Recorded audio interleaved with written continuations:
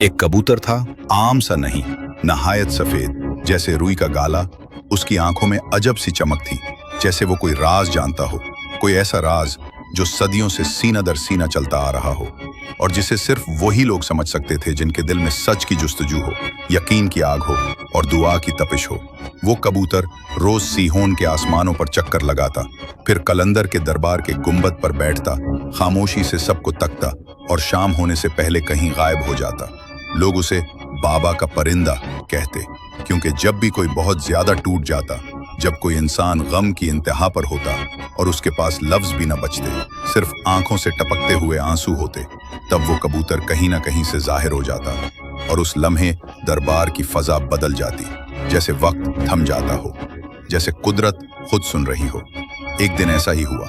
एक दरवेश सिफत नौजवान जो कई दिनों से बगैर कुछ खाए पिए दरबार के बाहर बैठा था, हाथ उठाकर नहीं बल्कि दिल से पुकार रहा था, या कलंदर, या अल्लाह, मेरी माँ बीमार है, घर में फाके हैं, मैं पढ़ा लिखा हूँ मगर नौकरी नहीं, दुनिया ने मुझे झटक दिया, क्या तेरा दर भी बंद है। इसी लम्हे वही कबूतर फजा में जाहिर हुआ।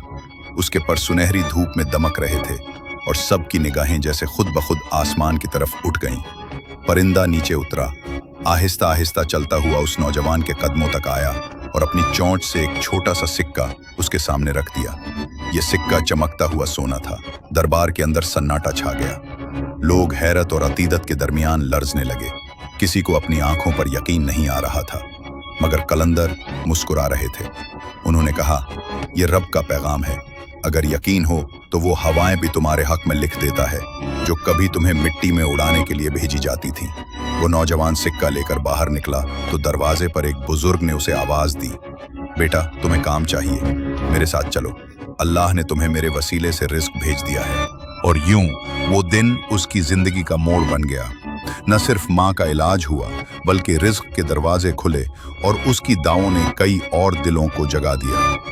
बरसों बाद जब वो खुद एक बुजुर्ग बन चुका था, सीहोन के दरबार में बैठे फकीरों को ये किस्सा सुनाता और आखिर में कहता, याद रखो, कभी भी फरियाद करना मत छोड़ना, क्योंकि तुम नहीं जानते कब आसमान पर कोई कबूतर तुम्हारी दुआ लेकर उतर आए।